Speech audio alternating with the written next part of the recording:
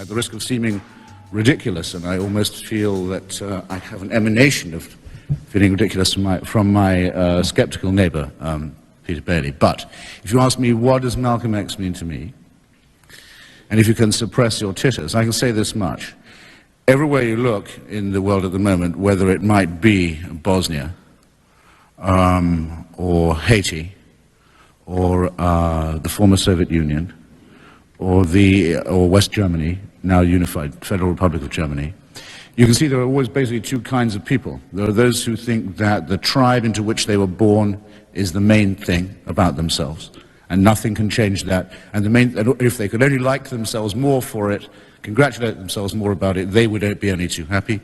And there are people who realize that internationalism is not just a desirable thing, it's actually the only way the world can be organized, and in practical terms is the only way it can be. And there are people who've had the experience of crossing that gulf. And Malcolm X, who had everything that white racism could throw at him, refused to let the racists be his teachers. And that is why his example, in the moral and exemplary sense, is undimmed. And that, I think, would be an excellent way in which to remember him as an example of a road along which a lot of people have still got a lot of travel. Good evening, everyone, and welcome to another episode of This is Revolution Podcast. This is a special collaborative episode that we're doing with our good friend Ben Burgess. Before we bring Ben in, let's bring in the co-host today. We have part of the foreign policy cruise. Is going to be a jam-packed show, so let me hurry up with the introductions. First and foremost, let me introduce my homie, my dog, the man of the Mau Mau Hour, the Pascal Robert.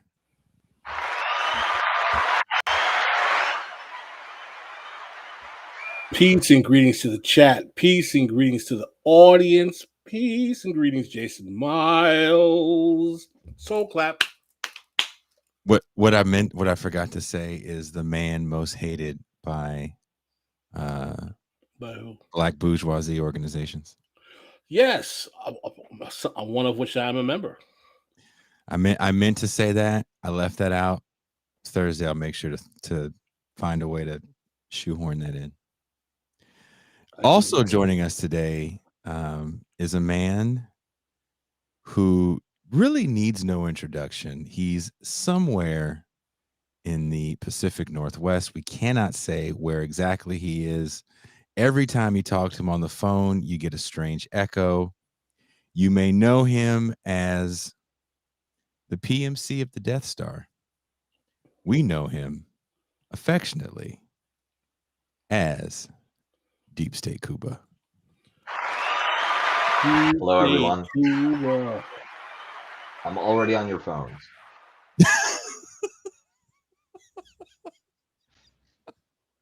I feel like looking at this screen, me and Ben Burgess are wearing the same shirt, and he actually ironed his.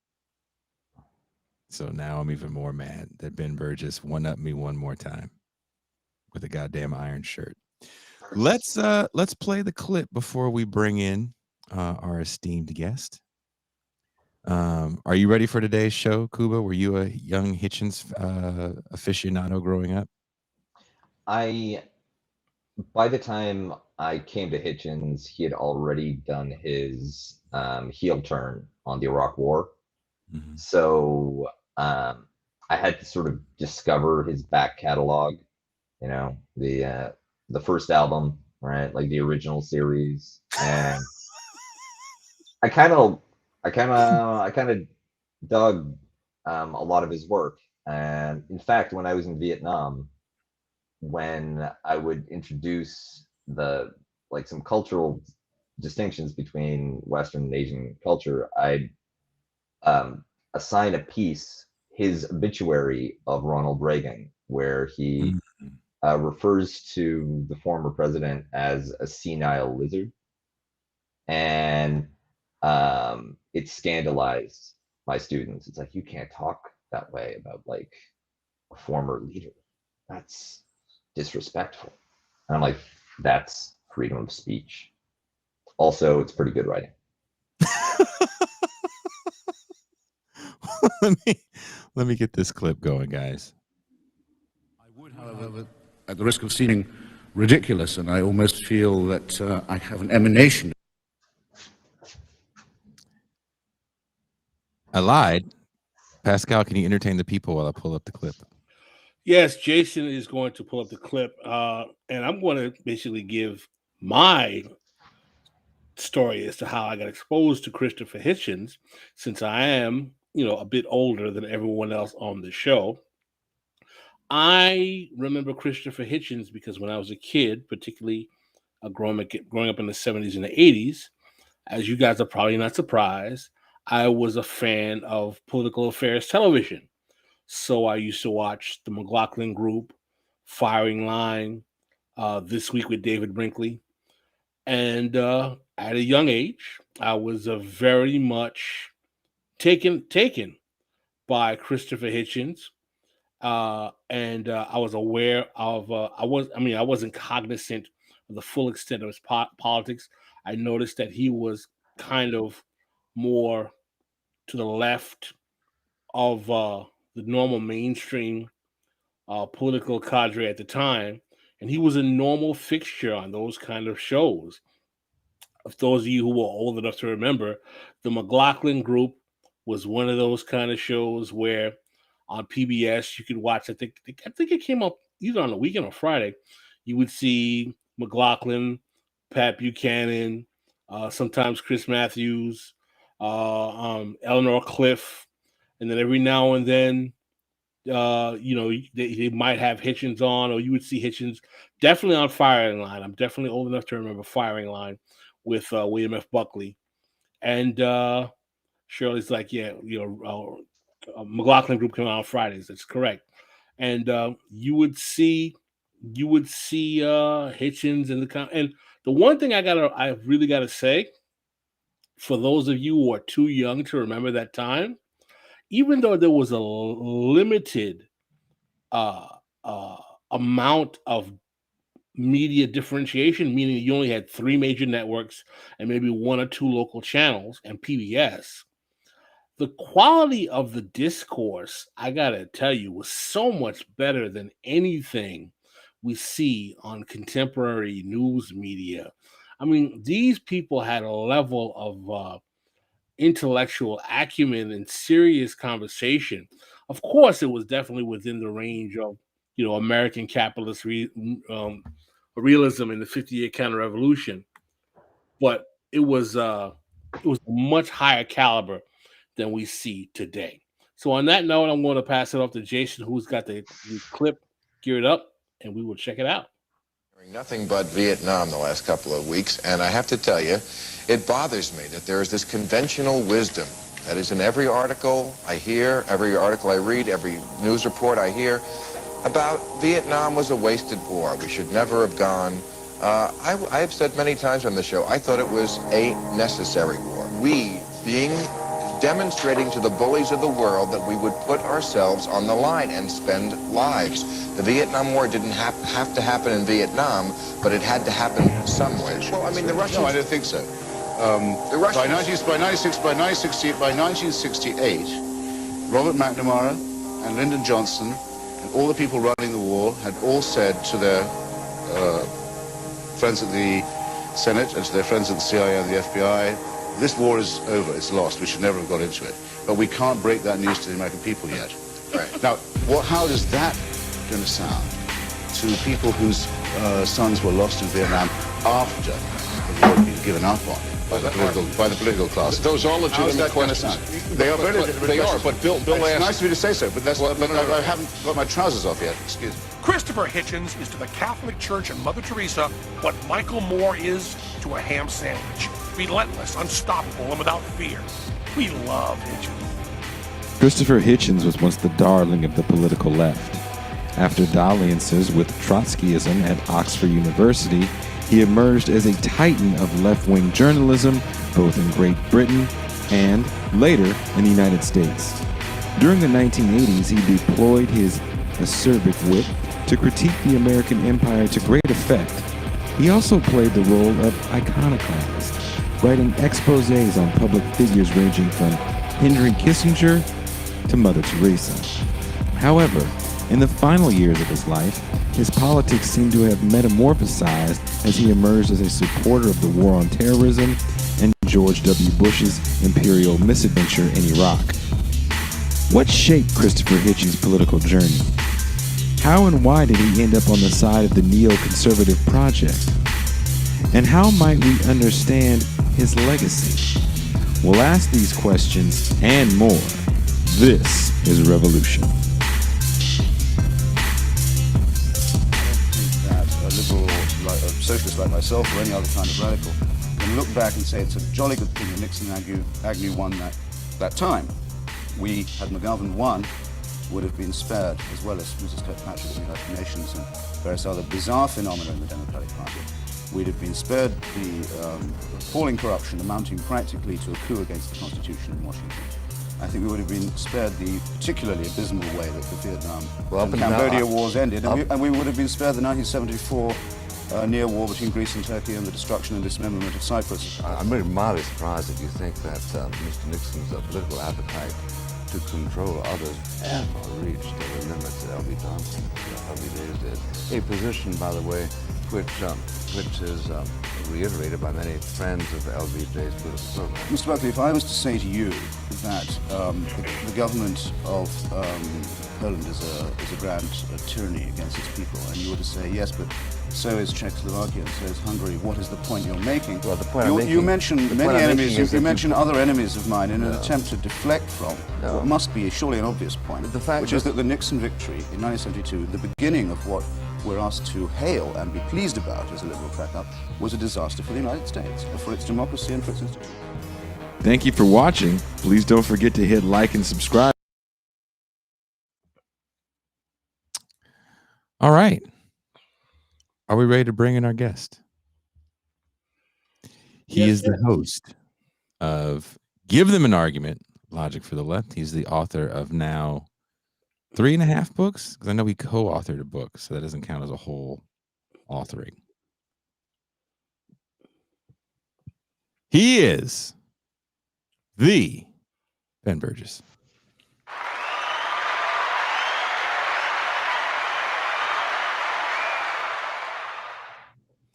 Ben Burgess, welcome back.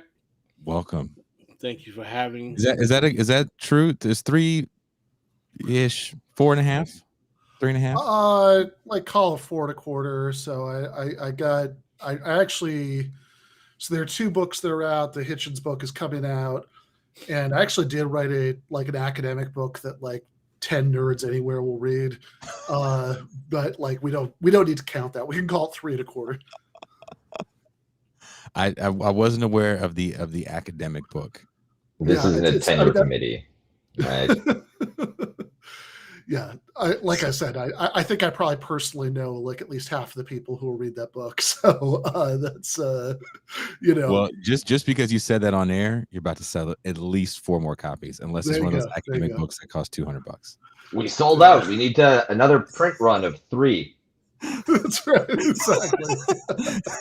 Burgess, these things are selling like hotcakes over here. I like that accent. So let's get, for those that don't know who Christopher Hitchens is, because earlier we were talking about a bit of a generational divide. Off air, even before you came on, we were having this conversation in our friendly chat that only TRI people are invited to. Pascal actually remembers Hitchens from his young years. I tried to actually put clips from the good Hitchens in there. There's too much to pull from the neocon turn because there's more recorded. And surprisingly, you can really only find him on C-SPAN. Yeah, and he has these shows where he just like reads the newspaper and tells you it's bullshit. Right? American forces in Nicaragua. This will be a lie. Start to finish. Well, I mean, Pascal mentioned Firing Line earlier, and I think in very different ways, C-SPAN and Firing Line, despite the ultra-conservative politics of William F. Buckley, are things that could have only existed on PBS, because any kind of commercial television where you actually had had to worry that, the audience is going to drop off at half an hour in or whatever. Like, you just could not have had long form conversations quite like that. So who is Christopher Hitchens, and why is he important to the left at this moment right now? Yeah, so Christopher Hitchens was a British journalist and essayist, literary critic, but mostly what he's remembered for are his writings about politics and religion. And as you, I think, alluded to in that opening video, he starts off his life politically as a Trotskyist, actually as a member of something called the International Socialists, which later became the Socialist Workers' Party in Great Britain. And he kind of kept that position more or less. I mean, he'd softened and moderated a little bit, even by like probably the late 70s. But he was still, very explicitly a socialist. Up until a book called Letters to a Young Contrarian that he put out in 2001. And I think this actually surprises a lot of people, especially a lot of younger people when they hear it, because a lot of people in sort of what's typically the audience for my stuff, who are younger socialists who maybe became radicalized after Bernie Sanders ran for president the first time in 2016, if they remember this guy at all, they remember him from cable news or YouTube, like if they saw it much later. And what they remember is the last 10 years of his life, 2001 through 2011, which I actually think, it's a very mixed bag, but is, even aside from the fact that I think he ended up with some foreign policy views that I would view as morally and politically catastrophic, I think is probably the least interesting decade of his life. But basically, he's remembered for two things in that decade. One, that he did take these really bad positions on what was been called the global war on terror. And the other is that he became much more strident about his atheism, or really anti-theism. And there are about 10,000 debates you can find on YouTube where he's arguing with priests or pastors or rabbis or, theologians about religion, which is certainly the second phase of what I remember him for. I mean, I was a weird kid, so when I was a teenager, I actually did read his column in the Nation magazine, and also the Alexander Coburn, who was sort of his frenemy at the Nation. But he sort of came onto my radar again with this stuff in the 2000s because I'm a deep philosophy nerd and I find stuff like that interesting.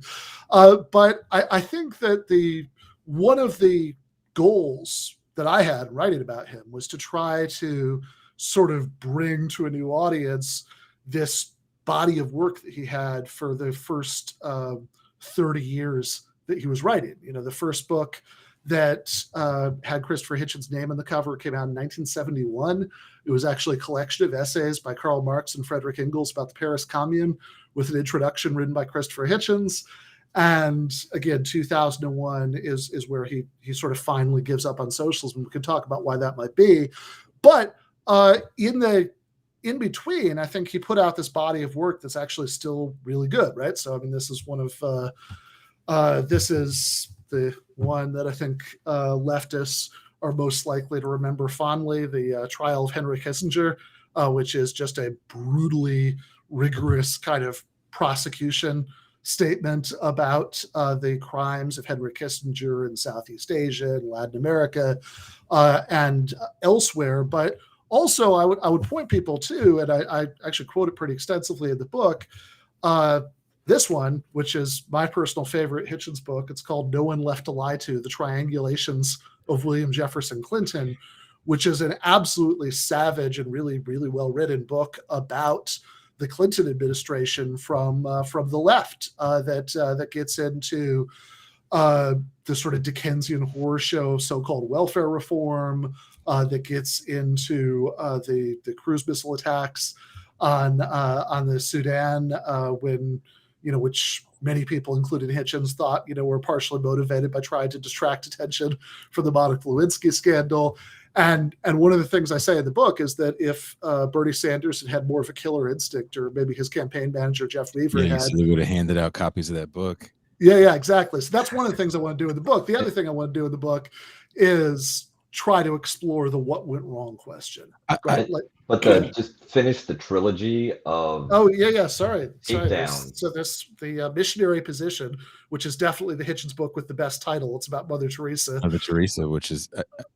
I did want to ask you a question and quote your book about the Clintons. I believe the quote you have here is from Hitchens, where let me see. Had the masses risen up against the insurance companies in response to the Clintons' populist appeal, they would have discovered that the four largest of them, Aetna, Prudential, MetLife, and Cigna, had helped finance and design the managed competition scheme which the Clintons and their Jackson Hole group had put forward in the first place. These corporations and the Clintons had also decided to exclude from consideration right from the start any single-payer or Canadian-style solution.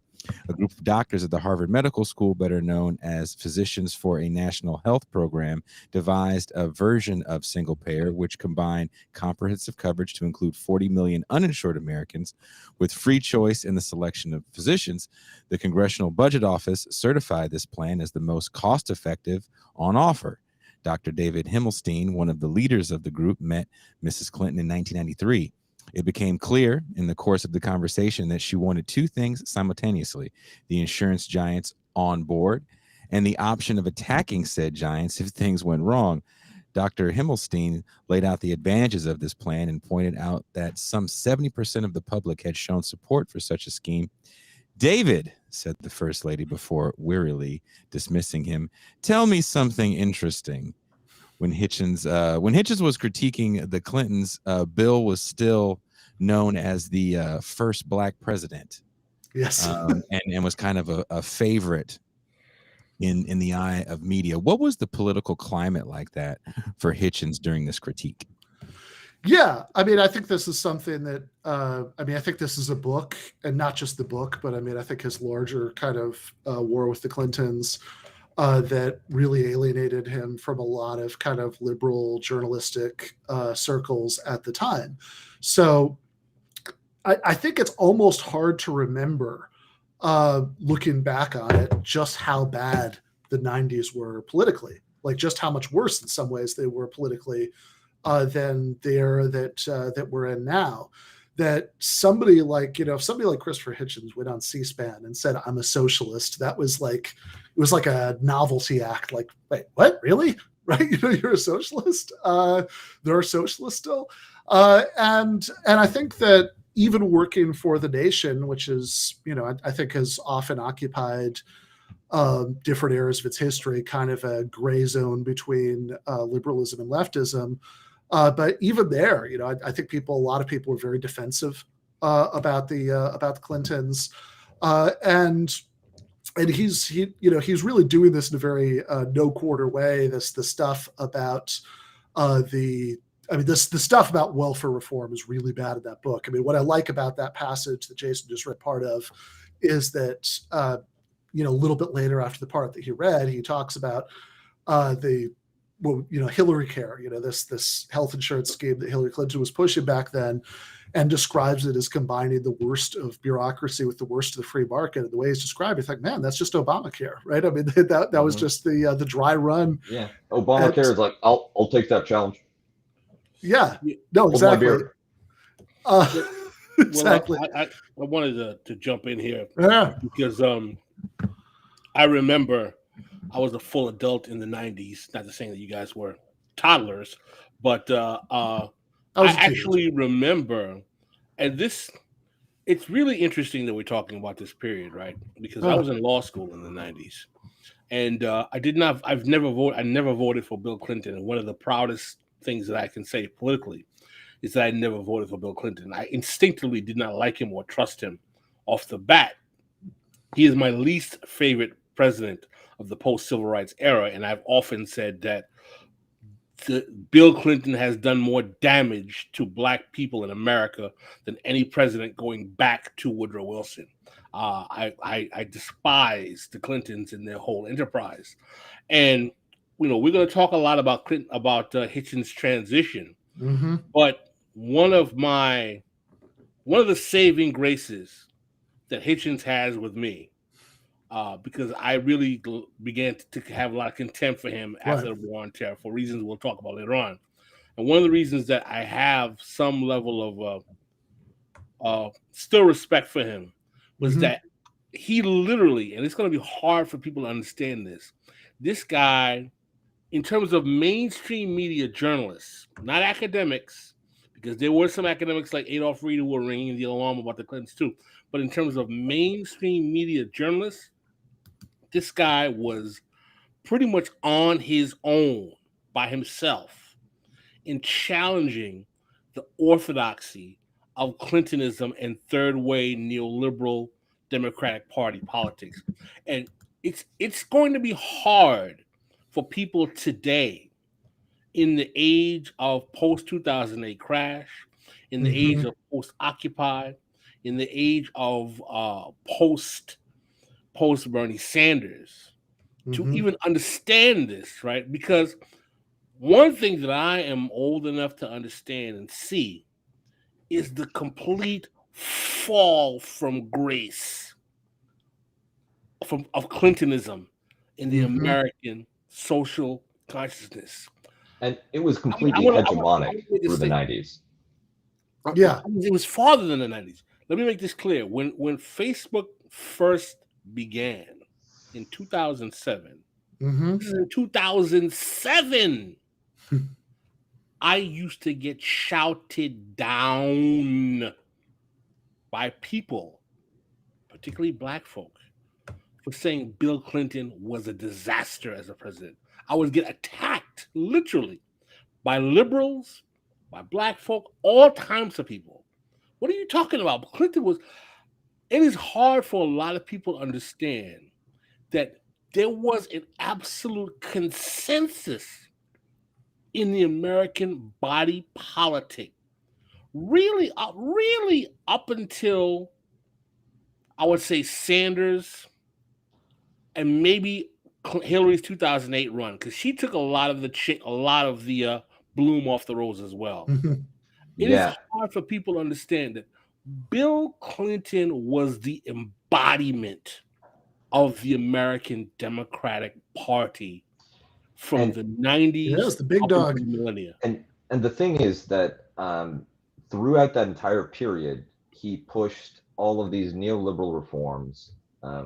He gutted welfare. He deregulated finance, which was catastrophic and set the stage for the continued roller coaster of financial crises and the utter domination economically of the United States by peak finance.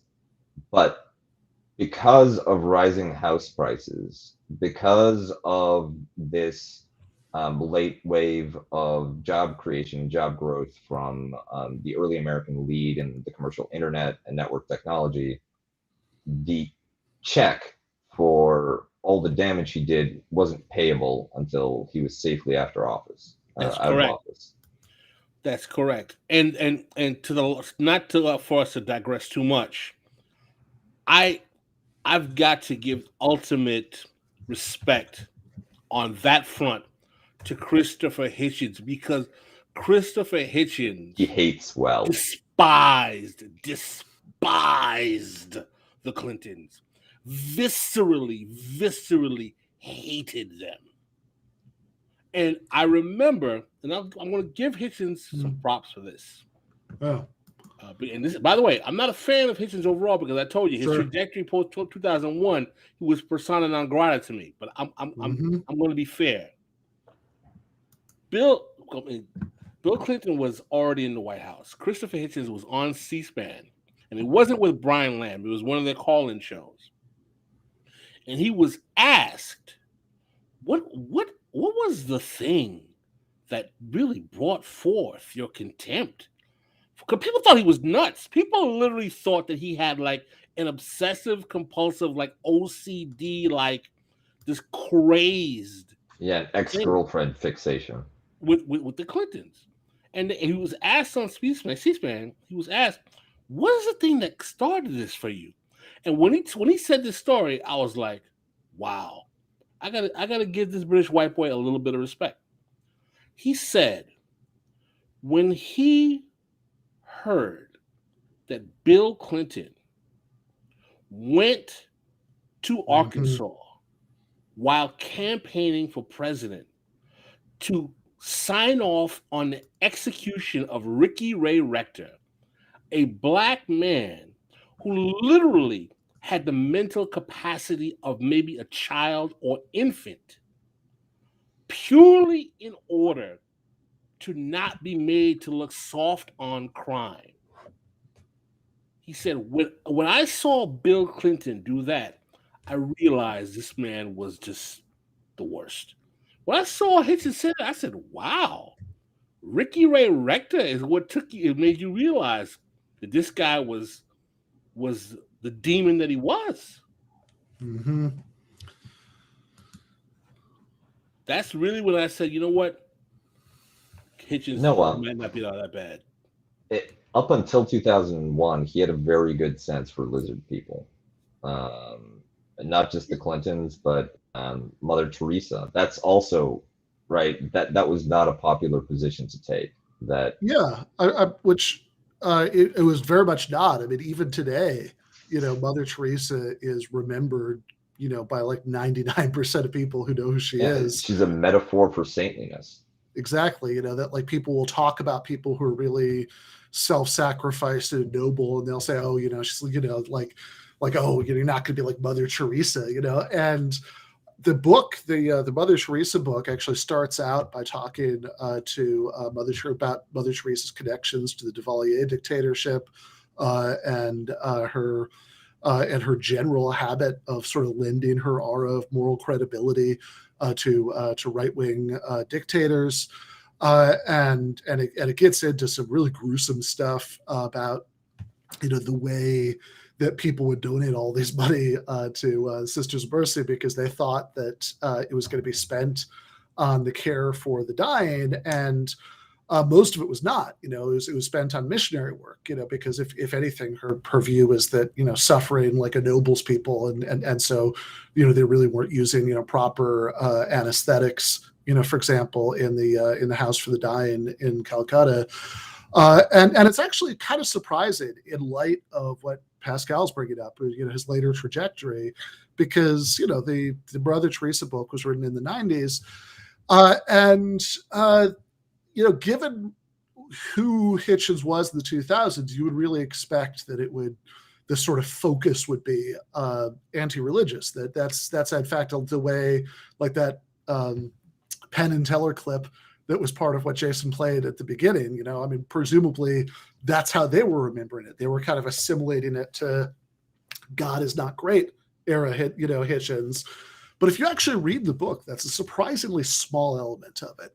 It's not really even anti-Catholic, much less anti-religious. If anything, a lot of the emphasis is on the fact that Mother Teresa is aligned with this kind of right-wing fundamentalist, faction within the Catholic Church that was fending off challenges from more progressive Catholic, Catholic groups. I mean, the only sort of hint in that book of the kind of thing that he would focus more on later is when he kind of takes a couple of pages to debunk this alleged miracle that was promoted by the British press, where I guess Irish press in this case, but where there was like footage from inside the House of the Dying in Calcutta that supposedly the light shouldn't have been good enough, but they could, but not only it turned out really well, and the Malcolm Muggeridge, who was the journalist, reported this,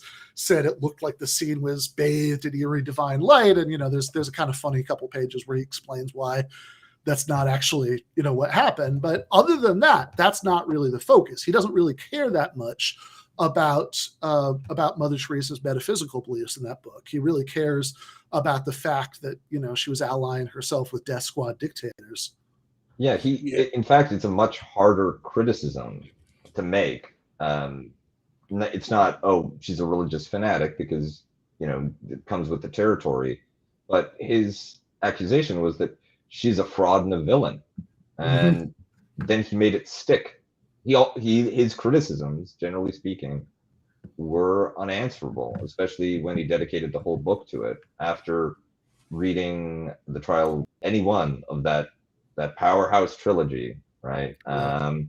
You cannot look at the figure innocently again. Yeah, funny side, by the way, my Croatian grandfather, when after being told about the original Vanity Fair piece where Hitchens described Mother Teresa as a thieving Albanian dwarf, his only comment on that was, I thought she was Croatian. Wow. But if she's Albanian, he can say whatever he wants. yeah, exactly. Do you think all these books that he wrote about these people that were so extremely powerful and influential? I mean, Kissinger, shit, if I'm not mistaken, wasn't he on the board at Theranos? Kissinger. Well, I mean, we can even look at a couple weeks ago. There was that scandal not very many weeks ago at Yale about you guys know about this, where they have something called the Grand Strategy Program at Yale, which you combine the Ivy League setting with the title Grand Strategy Program, and I kind of get visions of people in black robes. But in any case, the robes are off black. But the professor who ran it ended up kind of being pushed out of her position because of pressure from donors, because the donors wanted this advisory panel for the program and one of the names they were insisting on for the advisory panel was Henry Kissinger. Oh my God. The Henry Kissinger, I think he's he might be, I can't remember if it was him or a figure from the Bush administration, but sometimes it catches up to you. There's one neocon war criminal that can't travel because they're under indictment from the ICC. Yeah, well, that's definitely true about Henry Kissinger, that there are, like, even in, even by the time, like, I think 2002 or something is the preface to the second edition of the Kissinger book, he talks about some of this stuff, that there are multiple countries that in which Henry Kissinger was at least wanted for questioning due to things like involvement in trying to have citizens of that country assassinated in Chile. For example, I think Spain might have been one of those countries. I mean, they were the ones who actually ultimately extradited Pinochet. So yeah, even by like 2002, like the number of countries in the world that Kissinger could travel to was very limited. Had been limited by that.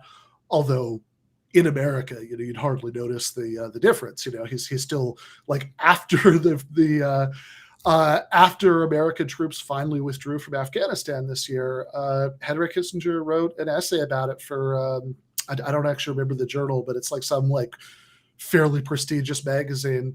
Henry. At this point, for most people, he's like an American Yoda. He's like super old. He talks funny, but he's wise, right? Yeah, exactly. And there's, I mean, actually, the most in the sort of parade of horrors in the Kissinger book, talking about Kissinger's involvement in actually even an earlier attempt to overthrow Salvador Allende. Talk about his really disgusting role in Cyprus, talk about the war crimes in Vietnam and Cambodia.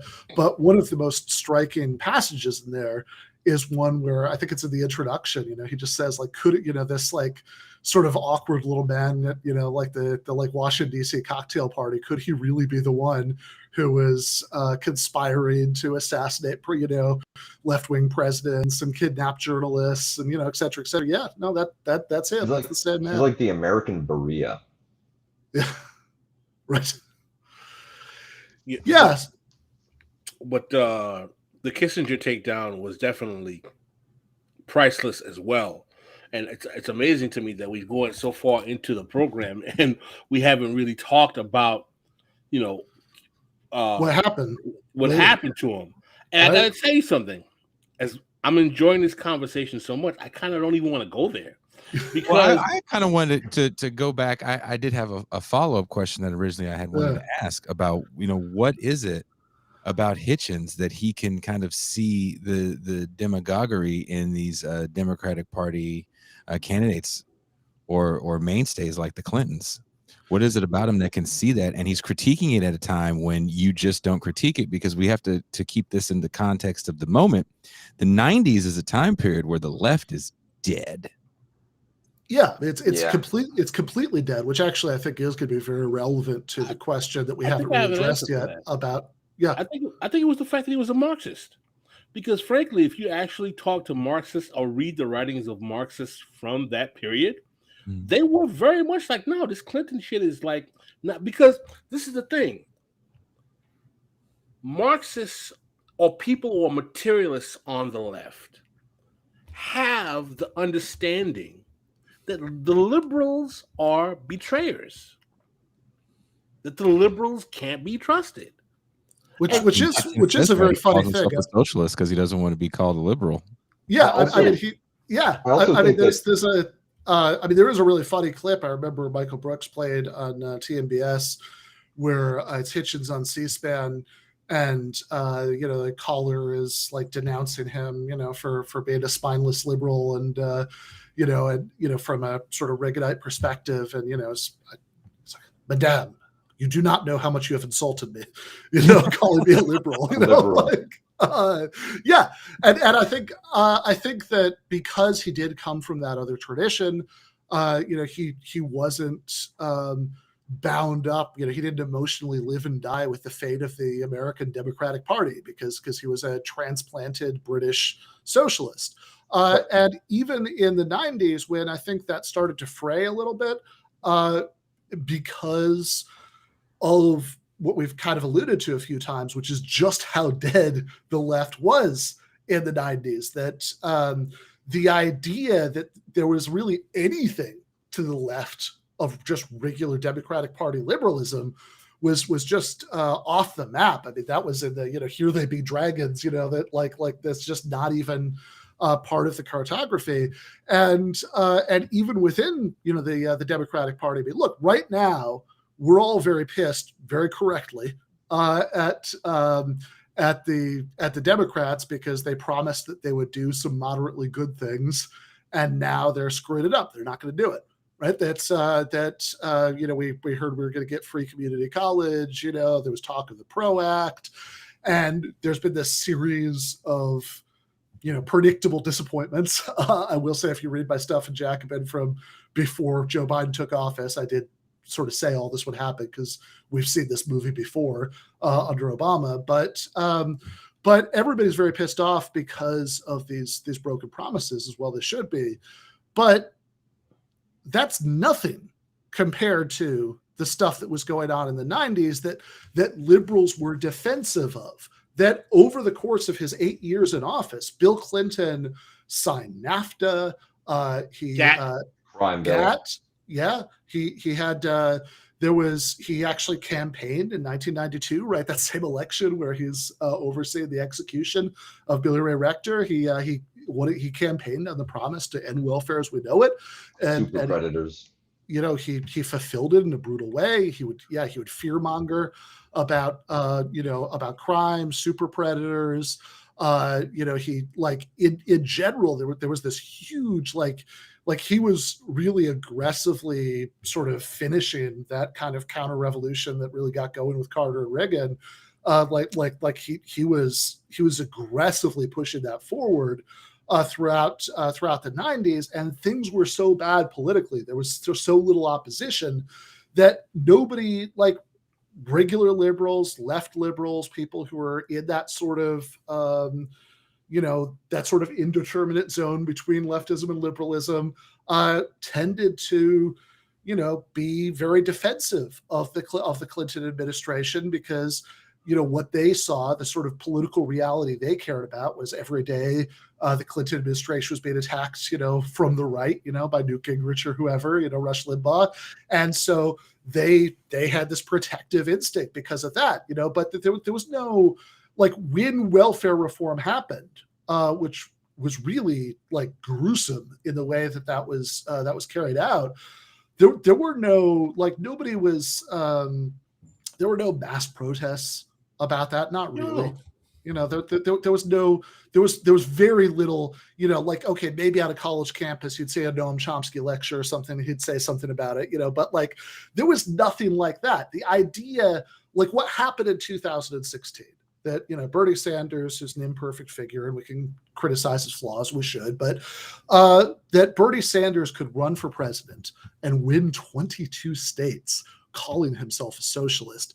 It's hard to express how unimaginable that would have been in the 90s. I mean, even in 2008, Pascal referred to that election earlier, like what passed for a left populist candidate in 2008 was John Edwards, who was basically I supported Edwards, believe it or not. Yeah, right. Because he was, out of those three, he wasn't a Clinton. He was the only. No, he was talking about poor people. Edwards, he was the only one who was talking about poor people in 2008. He ran a campaign basically challenging poverty, saying poverty is a problem. Yeah, and that is something that is, outside the pale for even most of American mainstream politics. You don't really hear people talking about poor people very much, because the market has decided. If the market has decided that you need to be poor, then that's just how it is. But it is worth noting that even John Edwards, who is the only one of these candidates who would actually talk about poverty as a problem and mention economic inequality, John Edwards wasn't advocating Medicare for all, right? No. Or anything like it. I mean, like, what he was advocating was much more like Obamacare, and the fact that he was the one who was like the closest to a Bernie Sanders kind of figure in 2008 really tells you how dismal it was. I mean, the person who had like the Bernie kind of policy proposals in 2004 and 2008 was Dennis Kucinich, who was largely like a comic relief figure, because this was so far outside of the bounds of mainstream American discourse up until, again, 2008 crash, Occupy Wall Street, Bernie, like there was this series of things that changed the political landscape for the better. But in the 90s, this is the era of, Margaret Thatcher saying, famously, there is no alternative. And actually also, I think Francis Fukuyama, the end of history. Yeah, no, exactly. There's the 800-pound, listen, Ben may not like me going here, but I want to go there, is that one of the things that helped energize this kind of like, there is no options. It's like, this is basically the era of the collapse of the Soviet Union. No, I think that's totally right. I think that because I think that as bad as the Soviet Union was in many ways, at least as long as it existed, it kept alive the idea that there was some sort of large-scale conflict between different visions for how to organize society. And when that was gone, that sense that was even a question, right? How an economic system should be organized was just completely dropped off of like the sort of consensus vision of what politics was about. And I think, maybe to finally get us to this question, I think that's actually a lot of what explains what happened to Hitchens, because there are a lot of different explanations that are sort of thrown around on the left, because I mean, again, I think I'm on This Is Revolution. I don't think we need to recite why his positions on Iraq and Afghanistan and all that were so indefensible. I think we could just take that as a given. But once you accept that and ask the more interesting question, which is, okay, what happened?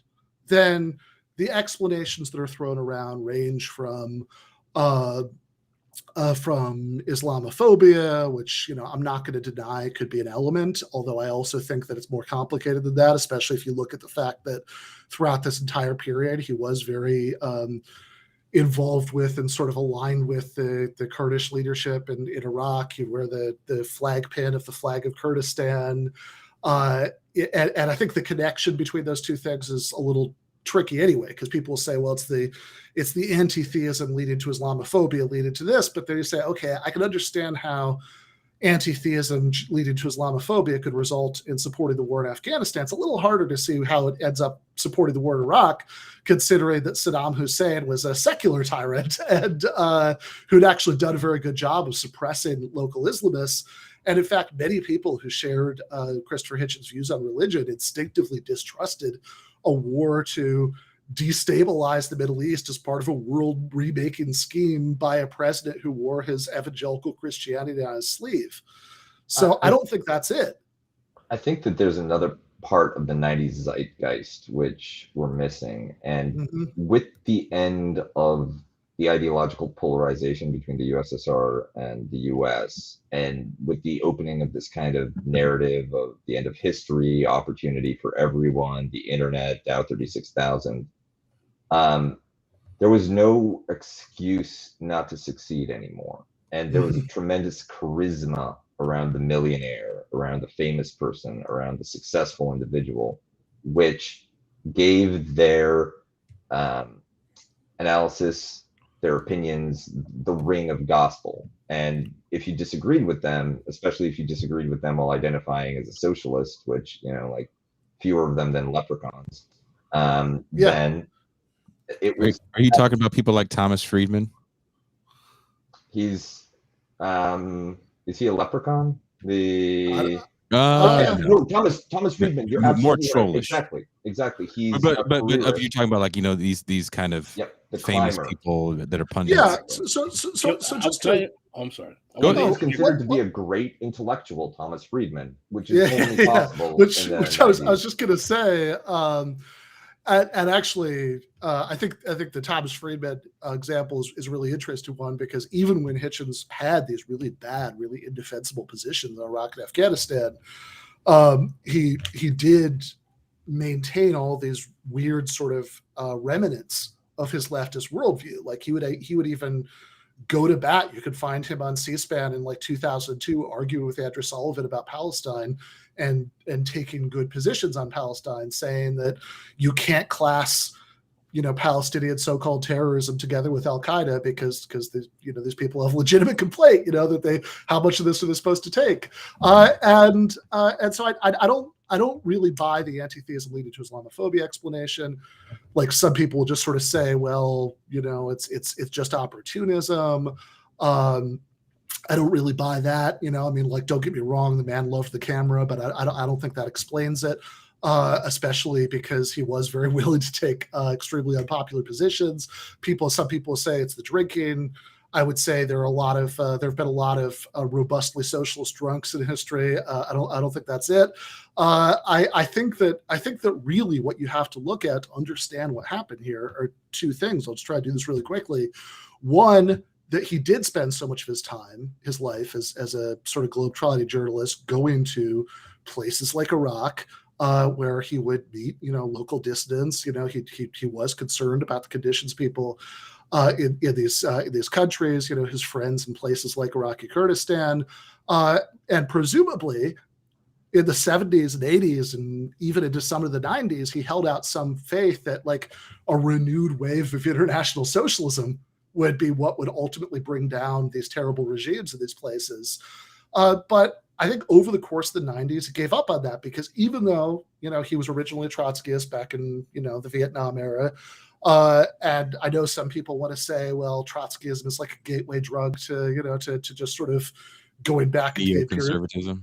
Yeah, which I don't really buy. I talk about this a little bit in the book. I think the actual number of people that we're talking about who trod that particular path is a lot fewer than people sometimes portray it as. You also have people who are like Stalinists or Maoists, you know, who became, you know, conservatives or even neoconservatives, you know, people like Bernard-Henri Lévy. You know, so I don't think it's the Trotskyism. I think that it's the end of history. So I think it's the end of history combined with the fact that he had spent all this time as a globetrotting journalist, getting to know people in these countries, and he really did care about, you know, socialism was off the table, which I think it increasingly became for him over the course of the 90s. I think even though he was a Trotskyist, I think that what Pascal, you know, I mean, whatever, he hadn't been a Trotskyist for a long time, but even though he originally came out of that tradition, even if he had moderated a lot, you know, in the 70s and 80s and 90s, I think what Pascal is talking about, that without the Soviet Union, this is harder to have a sense that, how to organize a society is really a question up for debate anymore. And so I think in that pervasive, there is no alternative end of history atmosphere, I think he gradually gave up on taking socialism seriously as a real historical possibility. But And also, he became friends with, he went to the Washington, D.C. Dinner parties. His interlocutors were also part of his social world, and they were influencing him at a point when it seemed like his political pole star position was dead.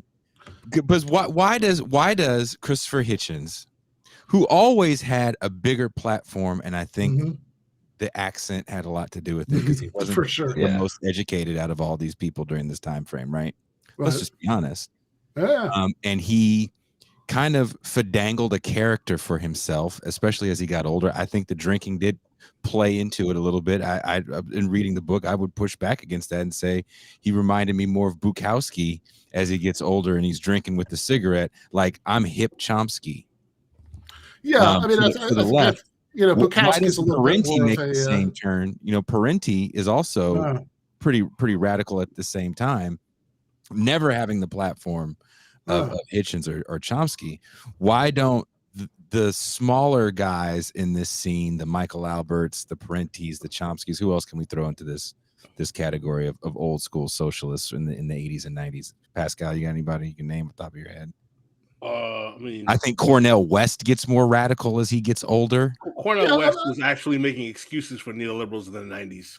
That's what I'm saying. As he gets older, as Cornel West gets older. I don't think Gore Vidal never really struck me as a fan of the Clintons by any stretch of the imagination. Well, Gore Vidal, I mean, I think 9/11 sort of broke both Hitchens and Gore Vidal, but in opposite directions. Gore Vidal kind of became a lunatic conspiracy theorist, and whereas Hitchens, of course, had the opposite problem and reacted to 9/11. He kind of interpreted it as what it sort of needed to be for him at that time, which was a way of saying, look, there's this, war against, Islamofascism that like justifies, the cause of sort of spreading liberal secular democracy. But I would say, and look, obviously there's no one thing that's an explanation, and I think everything you're pointing to is probably part of it. I would say probably, Bukowski is a little bit more of a vomit in the alley and write a poem about it drunk, which is a different kind of vibe from the like, have a martini and argue about Jane Austen drunk, which is more where Hitchens was. But yeah, look, I think that you can say, why do one person zig while another person zags? It could be a very complex combination of factors. But I think one big thing is that in that post-Cold War world, with no real hope left for socialism, but with these connections in Kurdistan, these connections in Bosnia, which he went to in the 90s. We haven't talked about it at all, but I think it's a huge part of the story because that was the sort of place where he really started to soften up to the idea that the American empire could actually be a force for good in the world. And that's the one place where it kind of worked. Right. So just to real quick complete the thought. I mean, I think that you put these two things together, think, well, if socialism's not on the table, then he at least wanted to convince himself that democratic revolution at least was on the table, and that's fine. Democratic revolution is all to the good, but then the really tragic, ridiculous mistake that I think is talking himself into something that just doesn't make sense is thinking that the U.S. military could be a force to spread democratic revolution, which I think the full absurdity of that, I think we got a really good view of when, this year, right? Because like the nanosecond the United States leaves Afghanistan, this government we've spent 20 years propping up falls with it, because of course, no attempt to remake a society is going to have that kind of credibility if it's being propped up by the 82nd Airborne. It has to come from within. Yeah, well, listen, I'm not going to give Hitchens that much of a pass. I think his Islamophobia and atheism had a lot to do with it, because if that was the case, why did he spend a decade going on such a crusade against Islam and religion overall? If that wasn't a major part of the actual impetus that pushes him to support the Iraq War. I mean, he literally. I also think that's what people wanted to hear at a certain point. If the way you're paying your bills is by your TV appearances, and that's the way you're selling your articles and making your money, at a certain point, you just play the song. And I think he definitely played the atheism song. I mean, we can go more into that in the next hour. I also enjoyed it. Well, He's sure, clearly yes, having fun I with think he it today. definitely enjoyed it. I mean, I talked to his brother Peter, and he did tell me something which fit with everything I knew that I think is important, as one thing that complicates the story about the new atheism leading to Islamophobia, you know, becoming it. Like, besides what I mentioned earlier, which is that an awful lot of people who shared all of his attitudes about religion had exactly the opposite reaction to the war in Iraq. And it wasn't despite that. In fact, to a great extent, it was because of that. They saw this sort of guy, George W. Bush, who was extremely Jesus-y, you know, who said at one point that God instructed him to strike against Iraq, you know, and having this sort of attempt to remake the world in America's image. And they had an instinctive revulsion to that I think actually went along very well. But the other thing I'd say, what Peter said, is that he thinks the anti-theism was probably the most consistent view that Hitchens had over the course of his life. You know, it was probably since, you know, he was 11, he said. And I don't know about that, you know, he would know better than I would, but I will say that you can find articles that he wrote in 1982 that, you know, that are anthologized in that collection, Prepared for the Worst, where he says a lot of the kinds of things about religion that he would say in the 2000s. Now, and I would not deny that his reaction to the 9/11 and his horrible positions, the war on terror, definitely gave a different flavor to the crusade against religion. And I think it's probably part of why he put so much emphasis on that. It's definitely part of why he put so much emphasis on that at that point. It also comes up in the debates about European immigration and Islam in the West.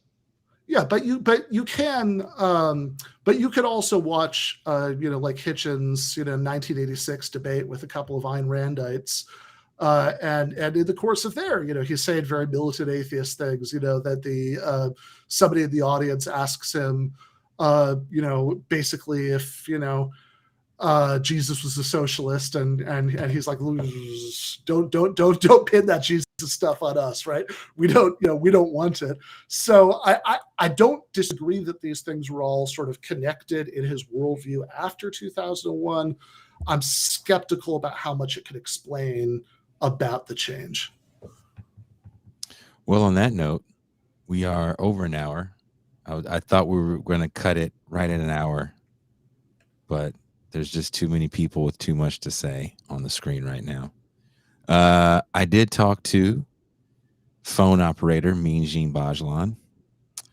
Ben, would you be down to take some phone calls tonight? Yeah, I can. I do. You know, I do need to get back to you know, my wife and our friends in a little bit later in the evening, but you know, I can take a few phone calls. That sounds fun. It should be. Yeah, we're also cross streaming this on your Patreon as well, so there shouldn't be. Yes. And I should say, if you're a GTA patron, you should also have that email by now. If not, just go to the Patreon. It's already. And if you hate Ben and want to embarrass him with a stinging question, now's the time to join. That's right. I'm sitting in the dunk tank, you know, with the there you go. Now is the time. If you want to, 8 subscriptions are the best.